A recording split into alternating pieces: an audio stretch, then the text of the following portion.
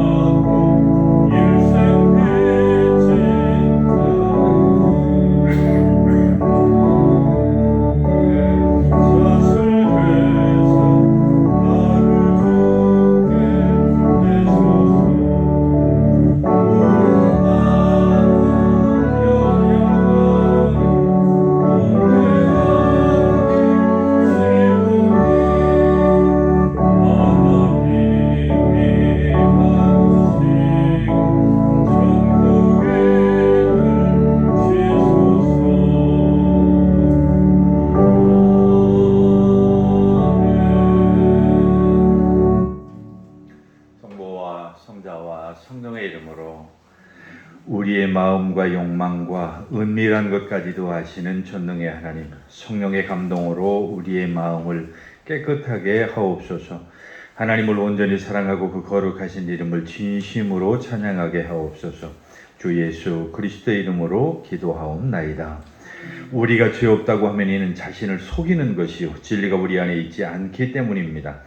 그러나 우리가 죄를 고백하면 신실하시고 의로우신 하나님은 우리의 죄를 용서하시고 모든 불의에서 깨끗하게 해 주십니다.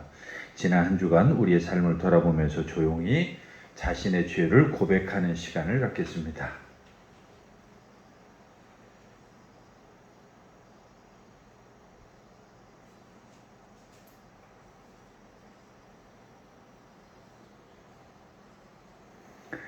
우리는 죄에서 벗어날 수 없음을 고백하나이다.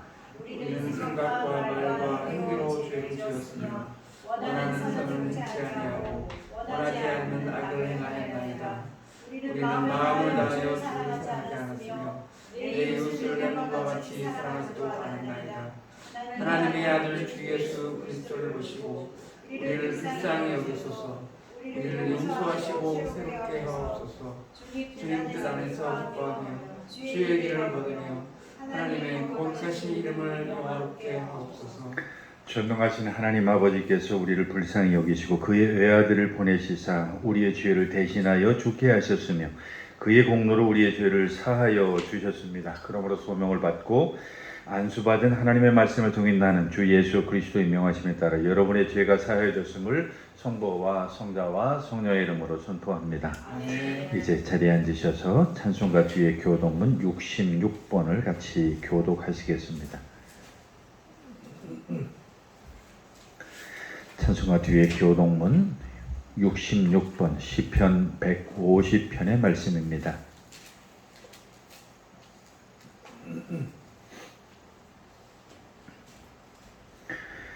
할렐루야. 그의 성소에서 하나님을 찬양하며 그의 본능의 궁창에서 그를 찬양할지어다. 그의 능하신 행동을 찬양하며 그의 지극히 위대하심을 따라 찬양할지어다. 나팔 소리로 찬양하며 비파와 소금으로 찬양할지어다. 소고치며 춤추어 찬양하며 현악과 춤으로 찬양할지어다. 큰 소리 나는 재금으로 찬양하며 소리나는 제금으로 찬양할지어다. 호흡이 있는 자마다 여호와를 찬양할지어다. 할렐루야.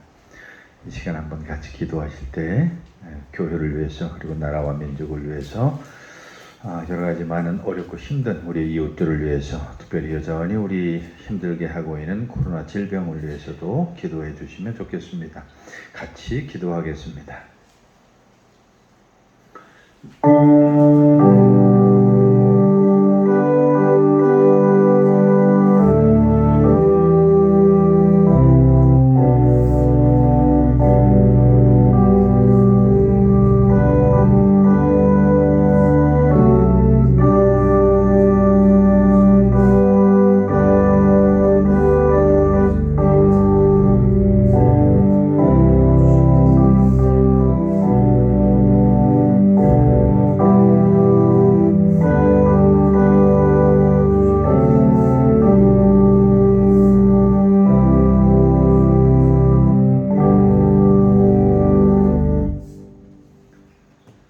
오늘 같이 보실 구약 성경의 말씀은 잠언서 25장의 말씀입니다.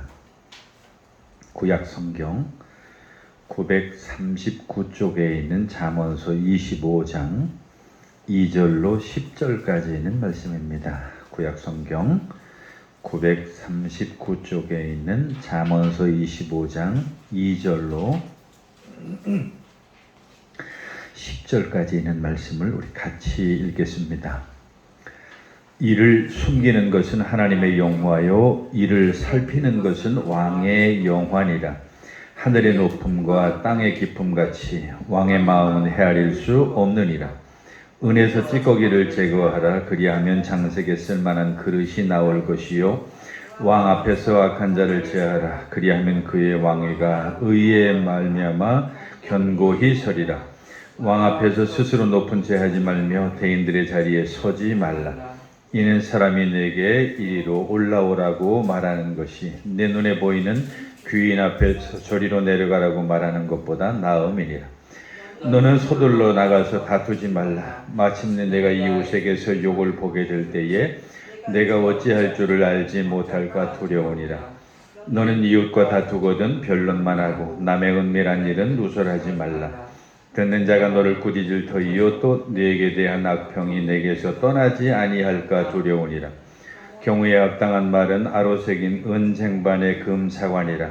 아멘. 거기까지 보겠습니다. 오늘 같이 보실 서간문은 히브리서 13장의 말씀입니다. 신약성경 368쪽에 있는 히브리서 13장 1절로 17절까지 말씀입니다.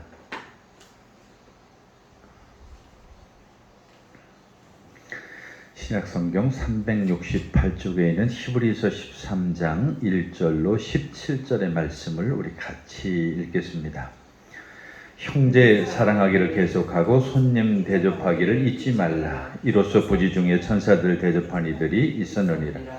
너희도 함께 갇힌 것 같이 갇힌 자를 생각하고 너희도 몸을 가졌은즉 학대받는 자를 생각하라. 모든 사람은 결혼을 귀히 여기고 침소를 더럽히지 않게 하라. 음행하는 자들과 간음하는 자들을 하나님이 심판하시리라. 돈을 사랑하지 말고 있는 바를 족한 줄로 알라. 그가 친히 말씀하시기를 내가 결코 너희를 버리지 아니하고 너희를 떠나지 아니하리라 하셨느니라. 그러므로 우리가 담대히 말하되 주는 나를 돕는 이시니 내가 무서워하지 아니하겠노라. 사람이 내게 어찌하리야 하노라. 하나님의 말씀을 너희에게 일러주고 너희를 인도하던 자들을 생각하며 그들의 행실의 결말을 주의하여 보고 그들의 믿음을 본받으라. 예수 그리스도는 어제나 오늘이나 영원토록 동일하시니라. 여러 가지 다른 교훈에 끌리지 말라. 마음은 은혜로서 굳게 함이야 아름답고 음식으로서 할 것이 아니니 음식으로 말미암아 행한 자는 유익을 얻지 못하였느니라. 우리에게 제단이 있는데 장막에서 섬기는 자들은 그 제단에서 먹을 권한이 없나니 이는 죄를 위한 짐승의 피는 대제사장이 가지고 성소에 들어가고 그 육체는 영문 밖에서 불사름이라. 그러므로 예수도 자기 피로써 백성을 거룩하게 하려고 성문 밖에서 고난을 받으셨느니라. 그런즉 우리도 그의 치욕을 짊어지고 영문 밖으로 그에게 나아가자. 우리가 여기에는 영구한 도성이 없으므로 장차 올 것을 찾나니 그러므로 우리는 예수로 말미암아 항상 찬송의 제사를 하나님께 드리자. 이는 그 이름을 증언하는 입술의 열매니라. 오직 선을 행함과 서로 나누어 주기를 잊지 말라. 하나님은 이 같은 제사를 기뻐하시느니라. 너희를 인도하시는 자들에게 순종하고 복종하라. 그들은 너희 영혼을 위하여 경청하기를 자신들이 청산할 자인 것 같이 하느니라. 그들로 하여금 즐거움으로 이것을 하게 하고 근심으로 하게 하지 말라. 그렇지 않으면 너희에게 유익이 없느니라. 찬송가 212장 찬송 드리겠습니다.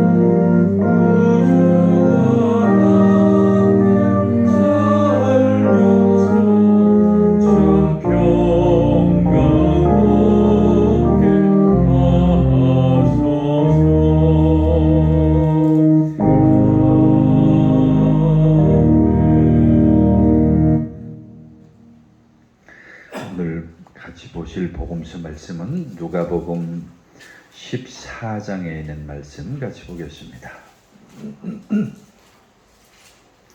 누가복음 14장 1절로 14절에 있는 주님의 말씀을 펴시고 주님의 말씀을 듣기 위해서 자리에서 일어서시겠습니다. 오늘의 주님의 말씀은 누가복음 14장 1절로 14절에 있는 말씀을 제가 대신 여러분들에게 읽어드리겠습니다. 안식일에 예수께서 한 바리새인 지도자의 집에 떡잡수시러 들어가시니 그들이 엿보고 있더라. 주의 앞에 소종병든 한 사람이 있었는지라. 예수께서 대답하여 율법 교사들과 바리새인들에게 이르시되 안식일에 병 고쳐주는 것이 합당하냐 아니냐. 그들이 잠잠하거늘 예수께서 그 사람들을 데려다가 고쳐 보내시고 또 그들에게 이르시되 너희 중에 누가 그 아들이나 소가 우물에 빠졌으면 안식일에라도 곧 끌어내지 않겠느냐 하시니 그들이 이에 대해 대답하지 못하니라. 청함을 받은 사람들이 높은 자리 택함을 보시고 그들에게 비유로 말씀하여 이르시되 내가 누구에게나 혼인잔치에 청함을 받았을 때에 높은 자리에 앉지 말라. 그렇지 않으면 너보다 더 높은 사람이 청함을 받은 경우에 너와 그를 청한 자가 와서 너더러 이 사람에게 자리를 내주라 하리니 그때에 내가 부끄러워 끝자리로 가게 되리라. 청함을 받았을 때에 차라리 가서 끝자리에 앉으라. 그러면 너를 청한 자가 와서 너더러 버시어 올라 앉으라 하리니 그때에 함께 앉은 모든 사람 앞에서 영광이 있으리라. 무릇 자기를 높이는 자는 낮아지고 자기를 낮추는 자는 높아지리라. 또 자기를 청한 자에게 이르시되 내가 점심이나 저녁이나 베풀거든 벗이나 형제나 친척이나 부한 이웃을 청하지 말라. 두렵건대 그 사람들이 너를 도로 청하여 내가 갚음이 될까 하노라.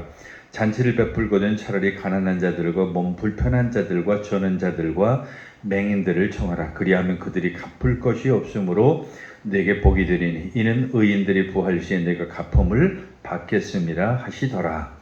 아멘. 사도신조로 우리 신앙 고백 드리겠습니다. 전능하사 천지를 만드신 하나님 아버지를 내가 믿사오며 그 외아들 우리 주 예수 그리스도를 믿사오니 이는 성령으로 잉태하사 동정녀 마리아에게 나시고 본디오 빌라도에게 고난을 받으사 십자가에 못 박혀 죽으시고 장차한 지 사흘 만에 죽은 자 가운데서 다시 살아나시며 하늘에 오르사 전능하신 하나님 우편에 앉아 계시다가 저리로서 산자와 죽은 자를 심판하러 오시리라. 성령을 믿사오며 거룩한 공예와 성도가 서로 교통하는 것과 죄를 사해 주시는 것과 몸이 다시 사는 것과 영원히 사는 것을 믿사옵나이다. 아멘. 이제 자리에 앉으셔서 534장 찬송 드리겠습니다.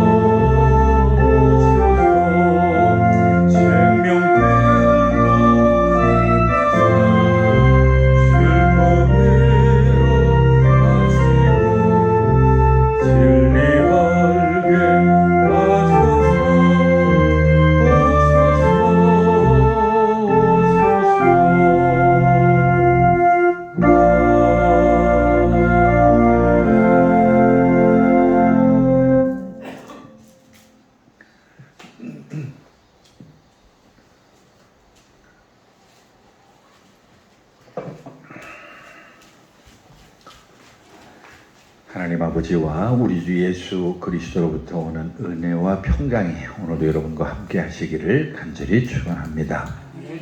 오늘은 복음서에 있는 말씀 누가복음 14장 1절로 14절에 있는 말씀을 중심으로 해서 하나님 나라의 반전이라고 하는 제목으로 같이 은혜를 나눠보려고 합니다. 성경에 보면 그 대표적인 예수님과 더불어서 많이 등장하는 유대교의 한 뭐 종파 정도 내지는 유대인들의 대표적인 사람들 가운데 한 사람인 한 사람들인 그 바리새인들이 등장을 하게 되는데요.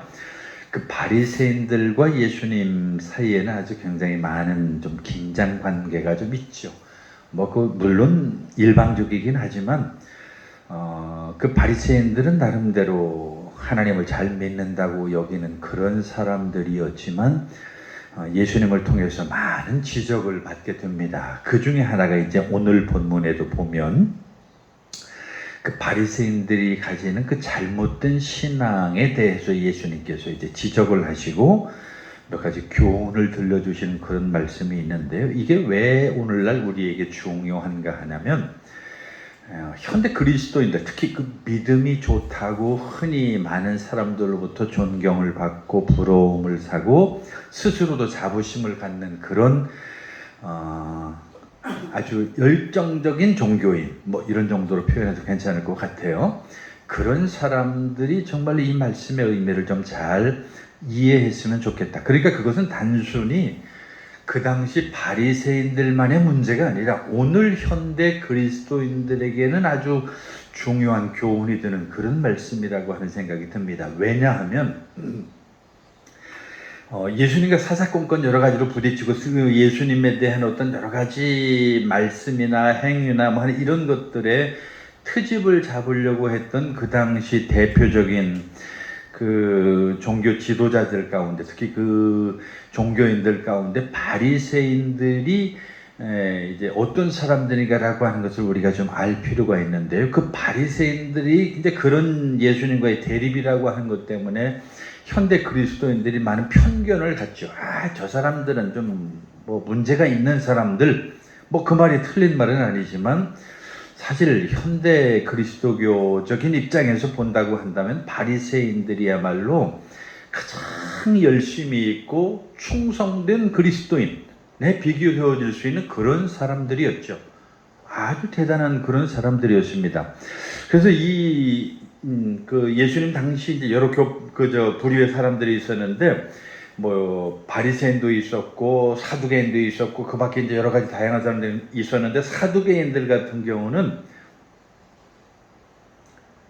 바리새인들은 예수님의 부활을 믿었지만 사두개인들은 그 예수님의 부활을 믿지 않던 그런 사람들이었어요. 그러니까 바리새인들은 적어도 그 죽은 자의 부활을 믿었던, 예수님의 부활이 아니라 죽은 자의 부활을 믿었던 사람들이니까 상당히 좀 어떤 의미에서 보면 예수님과도 좀 통하는 그런 사람들일 수도 있었고요. 또 하나는 뭐 성경에는 그렇게 자세하게 나오지는 않지만 의외로 하나님의 말씀에 잘 충실하게 살려고 했던 사람이기 때문에 가난하고 어렵고 힘든 사람들을 위해서도 관심을 가졌던 사람들이 바로 이 바리새인들이, 특히 더 이 바리새인들을 좀 칭찬할 만한 것이 있다고 한다면 그것은 뭐냐면, 적어도 자기중심적인 그 자기라고 하는 것은 국가중심적인 뭐 민족주의적인 어떤 그런 정신들이 아주 굉장히 강했기 때문에 다른 외국과의 비교에 있어서 자기들의 것에 대해서 아주 소중하게 여기려고 하는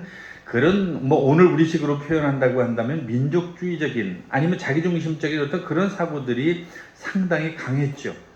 뭐 그것뿐만이겠어요. 우리가 이미 잘 알고 있는 대로 종교적으로는 뭐 이 사람들을 따라갈 사람이 없었어요. 철저히, 오늘 우리식으로 표현하면 그런 거죠. 철저하게 주의를 잘 지켰어요. 뭐 주의를 지키는 데 있어서만큼은 지금은 뭐 우리 한국 기독교도 이제 많이 좀 뭐 변질이라고 그럴까요? 변화라고 그럴까요? 저 어렸을 때만 해도 주일날 우리 예수 믿는 사람들이 어디 가게에 간다?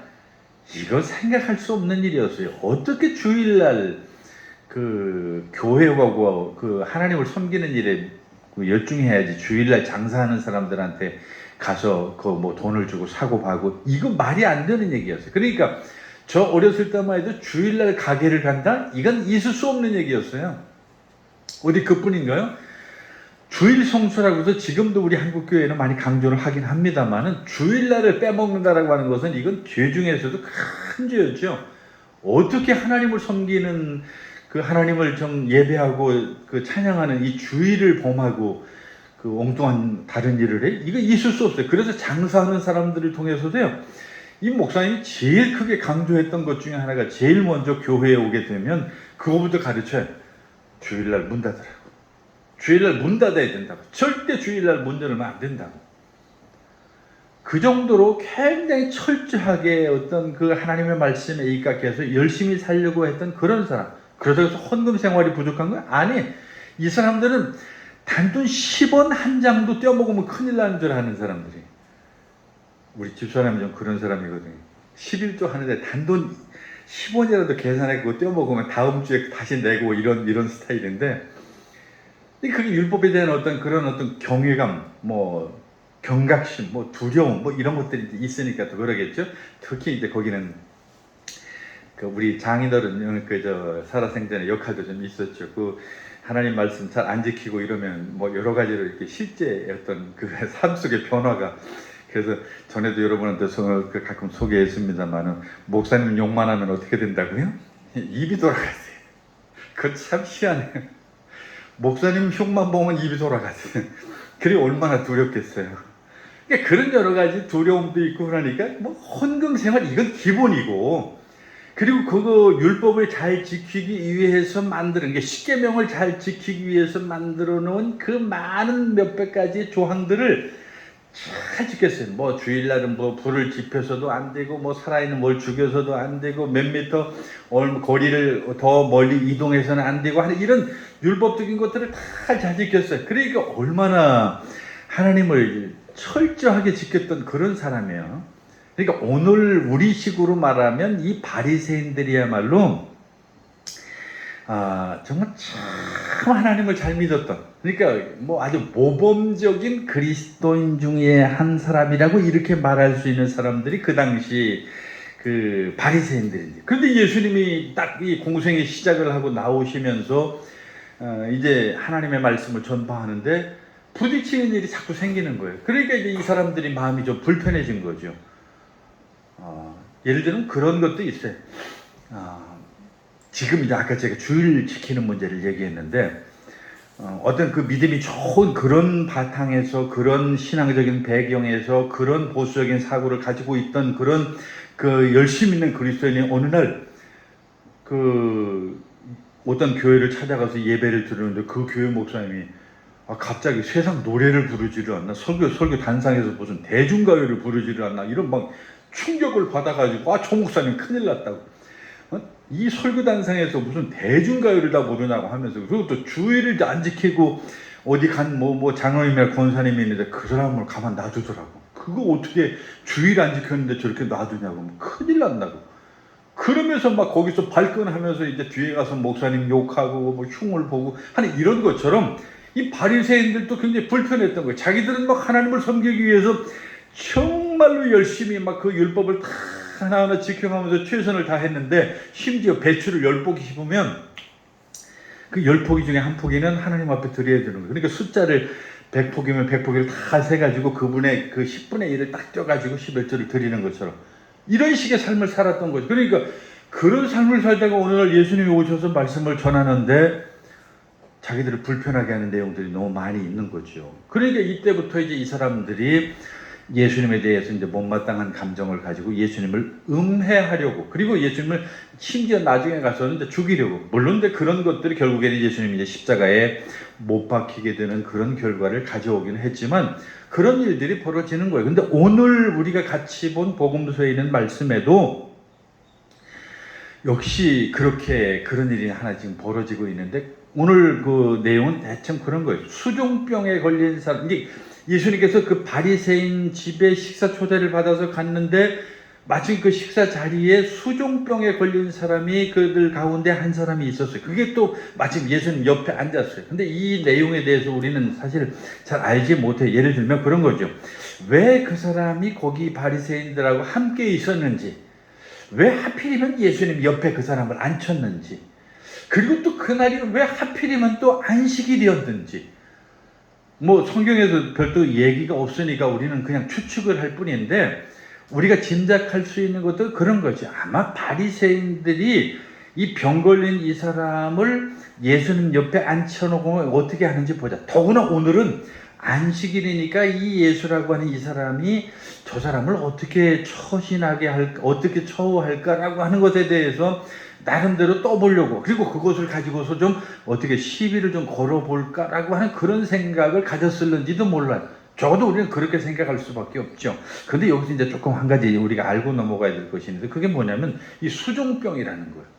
수종병은 그런 병이라고 그래요. 그 당시에 이제 우리 한국인들은 좀 그런 게 익숙하지 않지만, 혹시 동남아 우리 여행하면서 그거 느끼셨겠지만은, 저 베트남이나 이런 그 열대 그 더운 지방에 가면은 음식들을 거의 대부분 참 튀기는 게 많아요. 제가 처음에 필리핀을 갔는데 하여튼 통닭이든 돼지고기든 생선이든 무조건 튀겨. 우리는 그냥 뭐 냉장고에 넣기도 하고 뭐 쪄서 먹기도 하고 졸여 먹기도 하고 이렇게도 먹는데, 거기는 무조건 프라이팬에다 기름 넣고 튀겨. 근데 그 이유가 있잖아요. 그 더운 나라에서는 그렇게 안 하면 그 음식이 바로 상해버리니까 안 되잖아요. 그러니까 여기도 마찬가지, 예수님 당시에도 이제 그런 여러 가지 이유로 인해서 식용유 같은 이제 기름을 많이 썼는데, 그 수종병이라고 하는 게 어디서 오냐면 상한 기름으로부터 생기는 그런 병이라고 그래요. 그러니까 이 말은 다른 말로 하면, 저 사람이 수종병에 걸렸다 그러면 저 사람은 저 위생 문제가 있어. 그러니까 그 예수 믿는 사람들, 특히 그 당시 그리스도인들, 이제 오늘 우리식으로 예수 믿는, 그 당시 이제 하나님을 섬기던 사람들, 그 유대인들의 습관 중에 손 씻는 습관 아주 굉장히 중요하잖아요. 근데 그 위생에 철저하지 못했다. 그 말은 다른 말로 하면 율법을 잘 지키지 못했다. 그 말은 다른 말로 하면 저 사람은 더러운 사람이다. 죄인이다. 그러니까 그런 자기 죄로 말미암아서 저런 병에 걸릴 수밖에 없었다라고 하는 그런 병인데, 이 온몸이 퉁퉁 붓는 그런 병이라고 그래요. 그러니까 그런 병에 걸린 사람이었으니까 그 당시 사람들로 와서는 굉장히 그 천덕꾸러기 같은, 그러니까 욕을 먹을 만한 그런 사람들이었죠. 옛날 우리 어렸을 때는 위생이 너무 참 그 열악했기 때문에 그것으로 말미암아서 얻어지는 병들이 참 많았거든요. 예를 들면 지금은 거의 없어졌습니다만은, 저 어렸을 때는 그 옴이라고 하는 병이 있었어요. 옴. 혹시 아는 분이 있는지 모르겠어요. 그 나이 드신 분들은 다 알 테지만, 그 옴이 일종의 피부병인데, 그 가려움증에 그것도 또 옮아요, 다른 사람들한테. 그러니까 그런 것들. 그러니까 그 몸을 청결하지 못했기 때문에 생겼던 병들이에요. 그러니까 몸이 더러우니까 생기는 거예요. 자꾸 닦아줘야 되는데. 그것뿐만이 아니에요. 우리 저녁이 되면은 이 옷이나 이 머리에서 뭘 잡았어요? 이를 잡았어요. 늘 그냥 불 켜놓고 그것도 뭐 그냥 그 불빛 밑에서 뚝뚝 그냥 손에 피가 구월것들까지 그렇게 이를 잡던 그런 일들이, 그게 다 뭐예요? 위생의 문제잖아요. 깨끗하게 살지를 못했으니까 그 당시에 그 더러운 삶 속에서 생겨난 그런 병들이었어요. 그러니까 이 수종병이 바로 이제 그 당시 문화로 볼 때는 그런 일이, 그런 환경 속에서 있었기 때문에 바리새인들의 입장에서 보는 그 사람이라고 하는 것은 조금 죄인이고 더러운 사람이고 하여튼 좀 상종하고 싶지 않은 사람인데, 거기다 갖다 앉혀놓은 거예요. 그것도 공교롭게 예수님 옆에. 근데 예수님이 그 사람을 어떻게 했어요? 안식인데도 불구하고 오늘 성경에 보면 그 사람을 고쳤다고. 오늘 거기 몇 절에 나와 있으니까 거기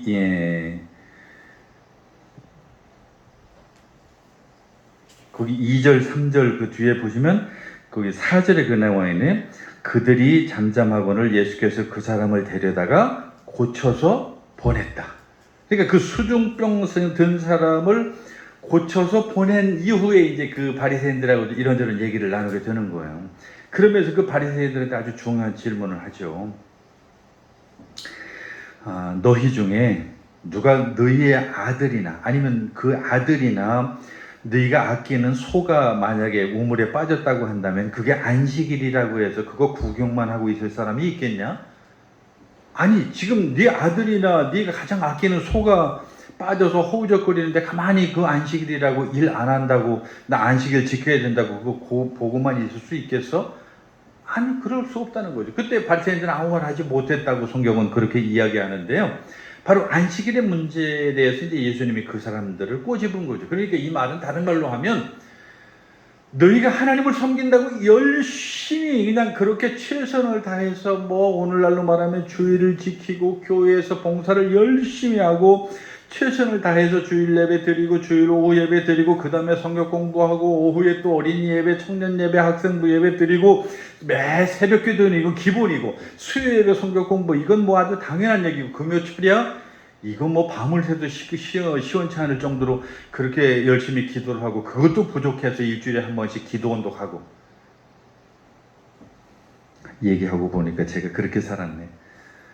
제 청년 시절을 그렇게 보냈어요. 저는 지금 제가 말씀드린 그렇게 제 청년 시절을 다 보냈어요. 그리고 제 스스로 생각했을 때 난 그래도 믿음이 좋다. 나 정도 되면 나는 하나님을 위해서 내 청년 시절을 내가 다 보냈으니까 지금도 내 마음에 그런 위로 받으려고 하는 그런 마음들이 있어요. 하나님이 아실 거야. 내가 이렇게 젊은 시절에 모든 것을 내가 하나님을 위해서 바쳤는데 근데 바리새인들의 마음속에는 그런 것들이었죠. 그렇게 열심히 그렇게 살았는데 거기에 너무 열중하다 보니까 진짜 본질을 잃어버린 거예요. 그 비본질적인 것들에 너무 충성을 다하고 열심을 다했지만 그 안에 핵심을 잃어버린 거죠. 진짜 하나님이 빠져버린 거예요. 하나님이 없는 종교적 삶에 빠져버린 거죠. 그래서 제가 그 프리처 아데나우라고 하는 사람이 쓴 종교에 매이지 아니한 그리스도인이라고 하는 책을 참 많이 좋아하고 과거 아주 어린 시절에 읽었던 기억이 지금도 생생한데 오늘날에도 이 바리새인들처럼 그 종교에 얽매인 사람들이 많아요. 그러니까 하나님, 예수님께서 우리에게 보여주셨던 그 복음의 정신, 그러니까 안식일에는 우리가 안식일을 지금 예를 드니까 안식일을 중심으로 했을 때 안식일을 잘 지키는 게 우선이에요? 안식일에 아픈 사람을 치료하는 게 또 우선이에요? 그건 뭐 두말할 나위도 없잖아요. 안식일에 사람이 아프면 병원을 가야죠. 안식일이니까 안 가고 가만히 있어요? 그 지금도 이단들이나 어떤 그 산속에 들어가서 자기들끼리 공동체 생활하는 그 이상한 사람들은 간혹 그런 사람들이 있죠. 세계적으로도 많아요. 그런 사람들. 하나님이 낚여주실 거라고 안식일이니까 오늘은 병원 가면 안 된대. 그리고서 만약에 그 사람이 어떻게 하다가 병을 나왔어요. 그럼 맨날 그 사람 옆에 세워놓고 이제 부흥회 하듯이 그 교회에서 매일 얘기하는 이거 보라고 안식일 날 내가 이렇게 그 병원 안 가고 이렇게 교회에서 기도했더니 이 사람 살았다고.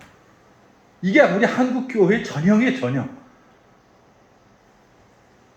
예수님께서 그렇게 말씀하시잖아요. 만약에 안식일인데 내 아들이 우물에 빠졌거나 네가 아끼는 소가 우물에 빠졌으면 그냥 호적거리는 거 가만히 보고 있을 거야? 아니라고. 당일 끄집어 내야죠. 그래서 예수님께서 그 사람을 데려다가 치료해서 보냈다라고 이렇게 성경은 말씀하고 있는 것을 보게 됩니다. 자, 중요한 것은 그거예요. 어떤 안식일, 어떤 율법, 이런 것들이 우리에게 중요한 것은 맞아요. 적어도 그것이 있어야 우리가 제대로 신앙생활을 하죠. 그런 것들이 우리의 갈 길을 보여주는 것은 맞지만 거기에 몰입이 되고 거기에 얽매이게 되면 나중에는 진짜 그 속에 담겨진 그 진리, 그 복음을 우리가 깨닫지 못하는 그런 일이 벌어진다라고 하는 것이죠. 그러니까 오늘 우리가 무엇이 중요한가라고 하는 것을 알지 않으면 안 된다는 거예요. 과거 몇 년 전에 그런 유행어가 한번 나돌았던 적이 있었어요. 무엇이 중요한지. 그런 유행어가 한번 돌아다녔던 적이 있어요. 진짜 중요한 게 뭔지를 몰라요. 참으로 중요한 게 뭔지를 몰라요. 현대인들의 삶이 바로 그런 삶 속에서 빠져 있다고 얘기해도 과언이 아닙니다. 돈에 미쳐서 높은 어떤 권력에 미쳐서 참 그 안에 담겨진 진정한 소중한 진리의 그 복음이 무엇인지 우리가 안다고 한다면 그 껍데기에 우리가 치중하지 않고 그 껍데기 때문에 사람의 생명을 잃어버리는 그런 일은 없다라고 하는 것이죠. 사실 이렇게 살아가는 사람들이 어디 한둘이겠습니까? 얼마나 많은지 몰라요. 그래서 많은 사람들이 마음속에 지금도 우리 그리스도인들의 마음속에 그렇게 생각하면서 살아가는 사람이 많아요. 예수 믿으면 뭐 하면 안 돼. 예수 믿으면 뭐 이렇게 해야 돼. 하면서 그 율법적인 사고에 늘 얽매여 가지고 늘 그렇게 살아요. 지금도 제가 기억을 합니다. 우리 교회 이 강대상 처음에 지을 때 만들 때 제가 어떤 분이라고 얘기할 수는 없지만은 어떤 그 우리 원로 목사님 한 분이 이 강대상을 이렇게 만들었다고 제가 얼마나 야단을 맞고 또 나중에 그 많은 분들 앞에서 저를 흉을 보는데 정말 민망할 정도였어요. 왜냐면 여러분 그 강대상이라고 하는 게 그냥 단순한 이런 게 아니고요. 서울도 성경적으로 보면 뭐 2계단을 올린다든지 하는 뭐 여러 가지 그 성경에서 나오는 나름대로 그런 율법적인 내용들이 좀 있어요. 그리고 또 여러분 보수적인 교단에 가면 갈수록 어때요? 강대상이 높아져. 어떤 데 가면 이만큼 높아요. 그래서 목사님 바라보면 이렇게 봐야 돼요.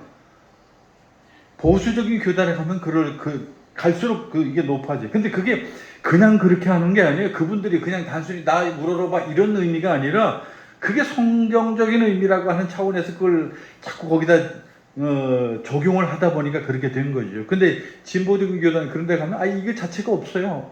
아예 그냥 여러분하고 똑같은 높이에서 그냥 뭐 어떤 의미에서 심지어는 이렇게 이런 장백이라든지 뭐 이런 거 입지도 아니하고 그냥 뭐 청바지 차림으로 하는 그런 데도 있고 설교를. 그러니까 그런 여러 가지 그게 무엇이 옳다 그르다라고 하는 이런 얘기를 하려고 하는 게 아니에요. 그런 율법적이고 껍데기에 우리가 얽매이다 보면 본질을 못 보는 거예요. 우리가 살아가면서 우리 현대인들이 가장 큰 문제가 바로 그런 것들이죠. 진짜 중요한 것이 무엇인지를 몰라요. 살아가면서 사람이 진짜 중요한 게 무엇인지를 모르고 그냥 다른 사람들이 몰려가니까 돈 벌어야 된대, 돈 벌어야 된대. 높은 자리 가야 된대, 높은 자리. 출세해야 된대, 성공해야 된대. 정말 하고 싶은 얘기는 많지만 뭐 그게 나빠서 그런 것이 아니라 그런 것들에 대한 진정한 궁극적 의미를 알고 우리가 거기에 치중하고 거기에 휩쓸려 간다고 한다면 그건 현명한 거죠. 근데 그렇지는 못해요, 현대인들이. 바리새인들은 율법을 완벽하게 따르려고 나름대로 노력을 하다가 진짜 중요한 것을 잃어버린 사람들이에요. 오늘 저나 여러분도 마찬가지로 예수를 잘 믿는 것, 이거 정말 좋은 일이죠. 중요한 일이죠. 그리고 우리에게서 없어서는 안 될 그런 많은 중요한 것들인 건 맞아요. 그러나 그런 것 때문에 진짜 중요한 복음을 만약에 우리가 잃어버린다고 한다면 이건 정말 핵심을 잃어버리는 것하고 똑같다는 얘기예요. 그리고 나서 이제 예수님께서 또 한 가지 비유를 하나 들어주는데 거기 7절 이하에 보면 어떤 잔치자리에 청함을 어떤 사람이 받았는데 잔치자리에 가니까 쫙 의자들이 있어요. 저 자리가 제일 좋은 자리네. 얼른 쫓아가니 가서 그 자리에 앉았어요. 그랬더니 예수님께서 뭐라고 얘기합니까? 만약에 주인이 와서 이건 네 자리가 아니야. 저 끝에 자리 가서 앉아. 네 자리는 저기야. 라고 이렇게 말한다고 한다면 그 창피함을 다 어떻게 감당하겠느냐라고 하는 그 비유를 하나 들어주는데 여기 아주 중요한 현대인들의 교훈이 있습니다. 현대인들 그 서열이 없고 계급이 없고 귀천이 없다고 하지만 그 다 뻥이죠. 현대인들 다 귀천이 있어요. 교회 안에도요. 목사님 자리 따로, 장로님 자리 따로, 권사 자리 따로, 그리고 평신도 자리 따로 있어요. 좀 창피한 얘기지만 이게 말이 되는 얘기입니까? 어디 그것뿐입니까? 제가 얼마 전에 저 아버지 기일이라서 아버지 모신 그 메모리얼 파크를 좀 다녀왔는데요. 사람이 죽어서도요. 돈 많은 사람은 좋은 위치, 돈이 조금 그보다 적은 사람은 그 다음 위치, 그냥 아예 돈 없는 사람은 그 실내에 들어가지도 못해요. 밖에 그냥 외부에다 그냥 이렇게. 그 사람이 죽어져도 마찬가지예요. 실제로 여러분 혹시 여러분 그렇게 신경 안 쓰시는지 모르겠는데 무슨 대통령이 나오고 장관이 나오고 이렇게 쫙 어떤 행사들을 할 때 그 행사 준비하는 사람들 얼마나 그 의전이라고 그러죠. 신경 쓰는지 아세요? 그 서열 무지무지하게 신경 쓰는 거. 여러분 그냥 아무렇게 보는 뭐 정치인들 쫙 무슨 행사할 때 같이 모여서 사진 찍으니까 뭐 그런가 보다 이렇게 아무 생각 없이 보지만 사진을 찍을 때 굉장히 중요해요. 대통령이 여기 가운데 있으면 그 왼쪽에는 누가 서열 2위고 뭐 그다음 서열 3위가 누구고 서열 4위 누구 요거 다 계산해서 그 자리에 앉는 거예요. 그리고 그 자리에 서는 거예요. 그냥 거기 아무데나 야 우리 모여 이렇게 해서 사진 찍는 거 아니에요. 정말 다 서열이 있어요. 예수님께서 그렇게 말씀하시죠. 네가 아무리 좋은 자리 쭉 찾아 올라간다고 한들 주인이 와서 거긴 네 자리 아니야 라고 이렇게 얘기하면서 저 밑에 자리로 쫓겨난다고 한다면 그게 얼마나 창피하고 부끄러운 일이냐. 그냥 아예 그러지 말고 저 맨 끝에 자리 가서 앉아 있으면 차라리 네가 거기 아니고 중간쯤이면 그렇게 주인이 와서 너를 올려줄 수는 있지 않겠느냐라고 이렇게 말씀하시면서 그 비유를 하나 들어주시죠. 여기 중요한 의미가 있습니다. 오늘 한국 교회만 그러겠어요? 근데 두 가지 의미가 있는데 그 두 가지 의미가 뭐냐 하면 혹시 여러분 이런 얘기 들어본지 모르겠어요. 돈 없으면 교회 못 나와요. 이 말이 안 되는 얘기 같지만 돈이 없는 사람들 입장에서는 그 생각을 참 많이 합니다. 나는 교회 다니고 싶지만 돈이 없어. 이런 생각을 많이 하는 사람들이 있어요. 왜냐하면 이 교회라고 하는 것이 그 사람의 사회적 지위를 가지고서 대접을 해요. 그래서 예를 들면 그냥 동네 사람이 한 사람 왔어요. 그러면 저 뒤에 앉아서 그냥 왔다 가는 거 거의 관심도 없어요. 제 친구들이 그 예수 안 믿는 사람들 가끔 있는데 이번에 얼마 전에 그 고등학교 동창 모임이 있어서 잠깐 갔는데 그 친구가 저 목동에 있는 금지간 교회를 다니는데 그 교회 다니게 된 이야기를 저한테 얘기하더라고요. 그 교회를 정하기 전에 몇 군데를 갔대요. 근데 자기가 갔다 하는데도 아무도 거들떠보지도 않던데 이게 이 평신도들이 올 때는 우리 맘하고 또 달라요. 그래서 자기가 왔으면 뭔가 좀 아는 척도 좀 해주고 어떻게 왔냐고 그냥 반갑다고 뭐 이렇게 저렇게 해서 막 호들갑을 떨어줘야 되는데 몇몇 교회를 다녔는데 아무도 자기를 무슨 뭐 지나가는 닭 보듯이 그냥 뭐 관심이 없이 그냥 보더래. 그런데 지금 그 교회를 가는데 막 그냥 호들갑스럽게 와가지고 어떻게 오셨냐 어디 사느냐 뭐 반갑다 하면서 이렇게 하니까 거기 교회를 안 나갈 수 없었다라고 하는 그런 얘기를 하긴 하더라고요. 근데 이것도 중요한 거죠. 그건 제 생각 같아요. 제 스타일은 그냥 오든지 말든지 자기 신앙이니까 자기가 이렇게 스스로 알아서 판단해야 될 문제라고 느끼는데 근데 평신도 입장은 또 그게 아닌 것 같아. 그래도 오면 막 호들갑스럽게 반겨주고 어떻게 오셨느냐 반갑다 막 그냥 잠깐 앉으라 하면서 차를 대접하면서 그 친구가 그래 대접을 하냐 그냥 왔는데 그것만 아니라 하기는 싫은데 기어코 앉히더래. 기어코 앉혀서 뭐 차를 대접하고 목사님이 와서 또 이런저런 거 물어보고 그러니까 그 사이에 이제 자기 마음이 열려지는 거죠. 그렇게 해서 이제 그 교회에 등록을 하게 됐다고. 지금은 이제 안수 집사로 그 큰 교회에서 봉사를 하는데 뭐 지금 그 장로가 되겠죠. 근데 우리 한국 교회의 큰 문제가 바로 이제 두 가지 문제인데 그게 뭐냐면 첫째는 가난한 사람들이 설 자리가 없다는 거예요. 가난한 사람들이 서고 싶어도 목사님들이 그렇게 그 입으로는 가난한 자를 위해서 뭐 이렇게 얘기해야 되지만 그게 아닌 거예요. 실제 현실은 사회적으로 그렇게 가난한 사람들이 오면 저 뒷자리에서 왔다 가는지도 모르게 가지만 그 지역사회에 무슨 유지가 한 사람 오잖아요. 불러내. 이분 우리 그 지역 국회의원이라고 잠깐만 나오시라고 인사하라고.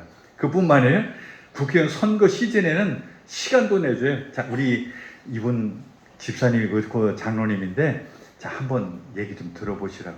그런 공식 석상에서 정치를 하죠. 목사님이 또 그 많은 뭐 몇천 명 몇만 명 되는 곳에서 그럼 이 사람도 그게 서로 맞아 들어가니까 그게 나오는 거예요. 그러니까 하나님이라고 하는 그 본질이 그 사람들의 관심이 아니고 그 유명한 그 사람이 나오면서 우리가 좋은 거고 그 사람은 거기 나옴으로 자기가 표를 얻는 거예요. 예를 들면 그런 남의 얘기라고 여러분 생각하지 마세요. 우리 작은 교회 큰 교회 이건 상관이 없어요. 요즘 제일 잘 나가는 연예인 누구예요? 난 잘 모르겠어요. 그런 사람이 우리 교회 한번 왔다고 칩시다. 여러분 오늘 예배 마치고 돌아가서 어떻게 말할 거예요? 예배 끝나고 나서 그 사람 요즘 누가 정우성 뭐 얘기를 많이 하대. 남자는 정우성 씨가 여기 왔어요, 예배드리러. 그럼 막 여러분 집에 가서 우리 교회 정우성 왔어요. 정우성 또 왔어요. 계속 우리 교회 등록을 했어요. 그럼 막 주변 사람한테 막 우리 교회 정우성 나와, 정우성 나와. 한번 생각해 보세요. 우리 교회 며칠 만에 찰까요? 아마 한 달도 안 돼서 여기 이 정도는 그냥 금방 차고 남죠. 근데 이름 없는 이 동네 사람 한 사람 왔다고 여러분들 그 얘기 하겠어요? 이름 없는 한 동네 사람이 왔다고 해서 이 교회가 한 달 만에 차게, 한 달은 무슨 1년 동안에 차겠어요? 관심 없죠. 우리 마음에 다 그런 마음이 있는 거예요. 그게 바로 문제예요. 우리 스스로도 큰 교회 욕할 필요 없고 큰 교회 문제라고 손가락질 이유가 없어요. 우리가 이미 그런 현대의 어떤 사고방식에 길들여져 있는 거예요. 근데 반대로 또 한 가지가 있어요.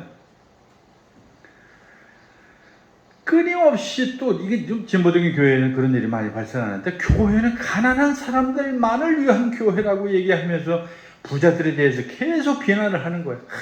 부자들은 뭐 다 쓸모없다고, 부자들은 낙타가 바늘길을 통과하기도 어렵듯이 천국에도 못 간다. 그러면서 부자들은 아예 상대도 안 하라. 그래서 부자들은 마치 무슨 죄인 보듯이, 무슨 그 부자들이 부자 되는 것을 마치 나쁜 짓을 해서 돈을 번 것처럼 막 그냥 비난을 하고 그들을 향해서 막 지금 욕을 하대고, 그렇게 해서 부자들이 정말 얼굴을 못 들게 만드는 그런 교회도 많잖아요.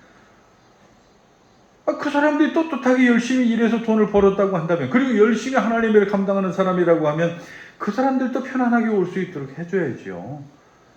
그러니까 가난한 사람이냐 부자라는 이게 문제가 아니에요. 본질을 우리가 모르기 때문에 그런 거예요. 그냥 늘 우리 삶에 젖어 있는 여러 가지 세상의 껍데기에 젖어서 그런 생각을 갖게 된다라고 하는 것이죠. 그래서 오늘 예수님께서 우리에게 뭐라고 말씀하시는 거 아니?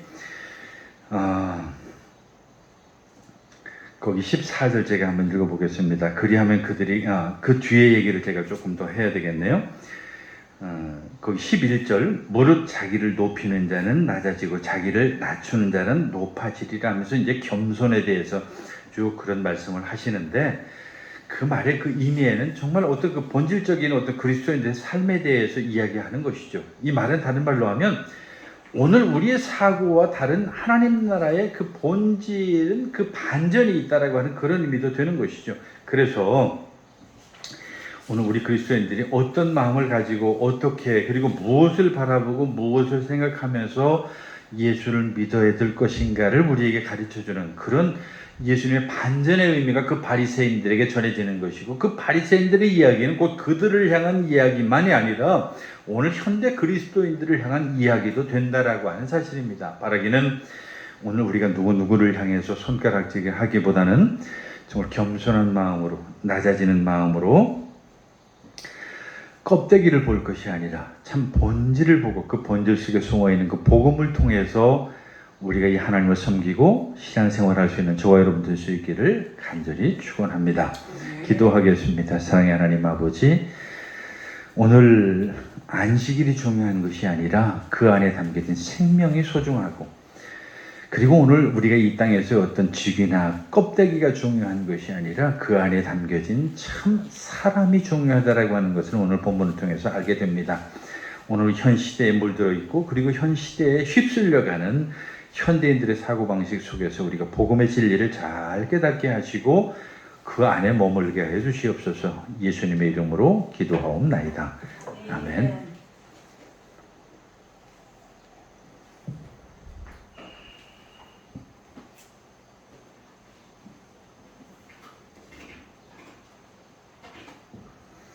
우리 216장 부르면서 봉헌 드리겠습니다.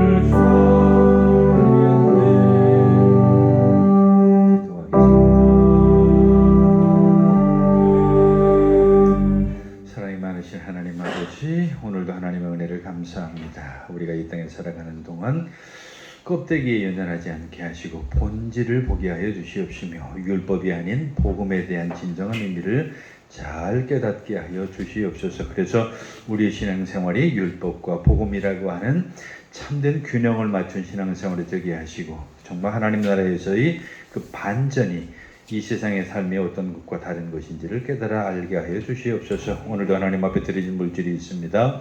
하나님 기뻐 받아 주시옵시고 드린 손길들 위에 하나님의 은혜가 풍성케 하시며 드리지 못한 손길 위에는 하나님께서 더 큰 은혜와 믿음과 물질을 허락하여 주셔서 이 땅에 살아가는 동안 믿음으로 살게 하시고 물질로 하나님을 섬길 수 있는 더 큰 믿음도 허락하여 주시옵소서. 예수님의 이름으로 기도하옵나이다.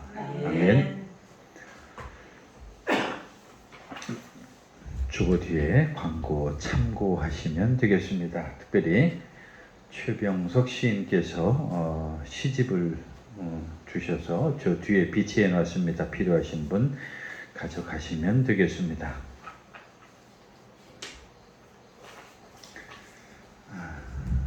이제 우리 다 같이 자리에서 일어나셔서 1장 찬송 부르시고 축도로 마치겠습니다.